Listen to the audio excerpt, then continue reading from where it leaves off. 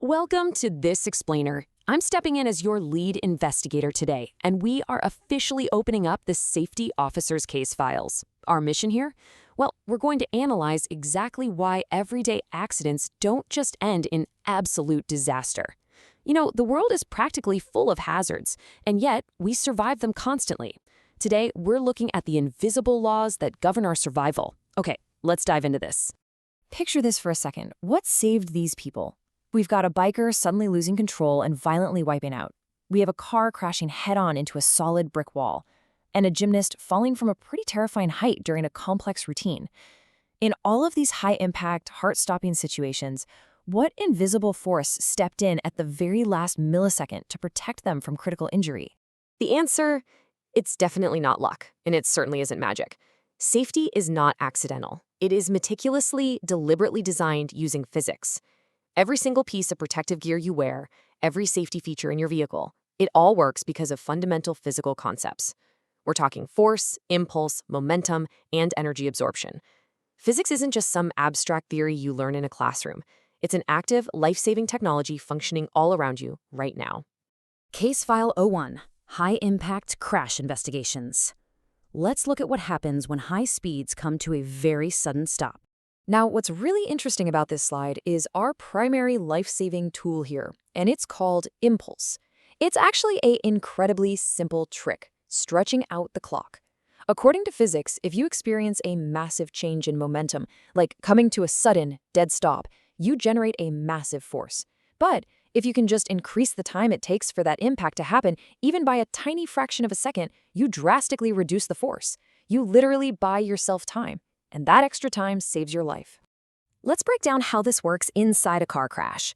When the impact happens, the car stops dead. But Newton's laws of inertia tell us the driver's body wants to just keep hurtling forward. So before the driver hits that steering wheel, the airbag instantly deploys. And what is it actually doing? It's intercepting the driver and, you guessed it, increasing the stopping time. By stretching out that collision time, the crushing force applied to the driver's chest and head is significantly reduced. It's honestly one of the most beautiful applications of Newton's laws for human safety. Let's analyze the motorcycle helmet evidence. When a biker goes down, the helmet intercepts that sudden violent change in momentum. Its whole design is about increasing the time of the impact, while that thick internal padding absorbs the energy. Instead of all that destructive, highly concentrated pressure going straight into the skull and the brain, it gets soaked up by the helmet material. So a helmet isn't just an accessory, right? It is a direct engineered application of impulse and momentum that completely intercepts fatal forces. Case File 02, Analyzing Sports and Play. As a safety investigator, I see hidden hazards in our recreation all the time. Let's look at the physics protecting our leisure. Consider someone slipping on a really slick, wet floor. Without protective gear, that impact goes directly to the bone. That's a massive amount of concentrated pressure hitting a tiny, tiny point, like your knee or elbow, which almost guarantees a severe injury. But throw on some protective gear, like knee pads, the pads act as a buffer. They absorb the energy, and crucially, they spread that pressure over a much wider surface area. It's a simple equation. More surface area equals less localized pressure. It turns a bone-breaking fall into, well, just a simple bruise. And this brings us to energy absorption. Remember our gymnast from earlier? They survived that scary drop because they landed on a mat specifically engineered to suck up kinetic energy. Because the surface is so soft and absorbent, it drastically minimizes the rebound force. If they didn't have that, if that kinetic energy bounced right back up into the gymnast's joints, they'd be severely hurt. But with it, they can practice incredibly difficult, high-flying routines completely safely. So, the crucial point is, what happens when a child jumping on a trampoline takes a bad bounce right toward the edge? The safety net catches them. As that net bends and stretches outward, it safely captures the kinetic energy of the child's fall and basically stores it as elastic potential energy. It slows the child down gradually, rather than stopping them instantly like a brick wall would. It transforms what could be a really dangerous outward fall into a safe, incredibly controlled deceleration. Let's rapidly review some other gear evidence. Physics is absolutely the secret ingredient in almost all athletic performance and leisure. Your running shoes, they use very specific grips to maximize friction and keep athletes from sliding around. Insulated sports gloves rely on low thermal conductivity to reduce heat transfer, which stops frostbite in its tracks. Every single shot in basketball is a literal masterclass in projectile motion. And even our biggest thrills, like roller coasters, are just giant machines perfectly engineered to rapidly convert potential energy at the top of the hill into kinetic energy at the bottom, over and over again. Case File O3: Hazards in the Household. Even your everyday kitchen or living room requires some pretty strict energy management. Let's start with something simple, like cooking.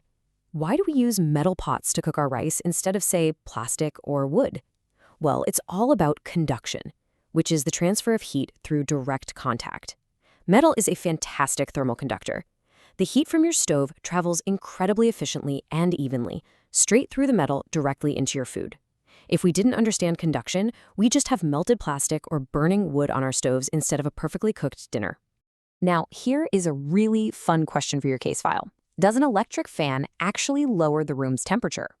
The surprising answer is no, not at all. The fan doesn't cool the air in the room one bit. Instead, it uses physics to cool you. The moving air from the fan simply speeds up the evaporation of the sweat on your skin, and that evaporation process literally pulls heat away from your body, making you feel much cooler, even though the room's ambient temperature hasn't changed a single degree. And this brilliantly illustrates the hidden physics in your walls: series versus parallel circuits. In a series circuit, there is only one path for the electricity. So if one single bulb dies, the whole circuit breaks, and bam, you are left entirely in the dark. Parallel circuits, on the other hand, have multiple independent paths. If a bulb blows out in the kitchen, the rest of the house stays perfectly lit. It's a deliberate design choice based purely on physics to keep our modern, everyday lives completely uninterrupted. And what about for heavy household chores or construction? We use simple machines like pulleys. Now, there's a really common misconception here, that a pulley somehow magically makes an incredibly heavy object lighter. Actually, scratch that, it doesn't change the weight at all. When you pull downward on the rope, the machine simply changes the direction of the force.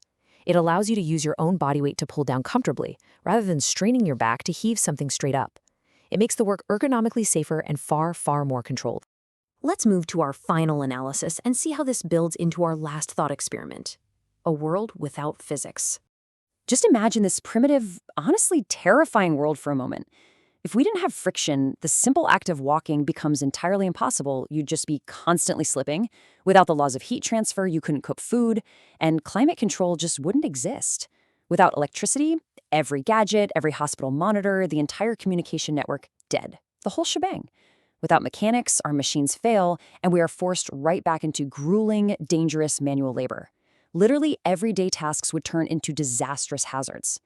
Which brings us to this incredibly powerful quote from our case files: learning physics today means building a smarter, safer, and more sustainable future. See, physics isn't just a collection of boring equations trapped on a piece of paper. It's the fundamental science that empowers us to design a much better reality. Every single time we understand these invisible forces, we make better decisions, we design much safer vehicles, and we build far more efficient homes. So I want to leave you with one final provocative question. What would modern life really be without physics? Take a moment today to just look around your room. Look at your appliances, your sports gear, the safety features hidden inside your car. None of it is accidental. It is all by design.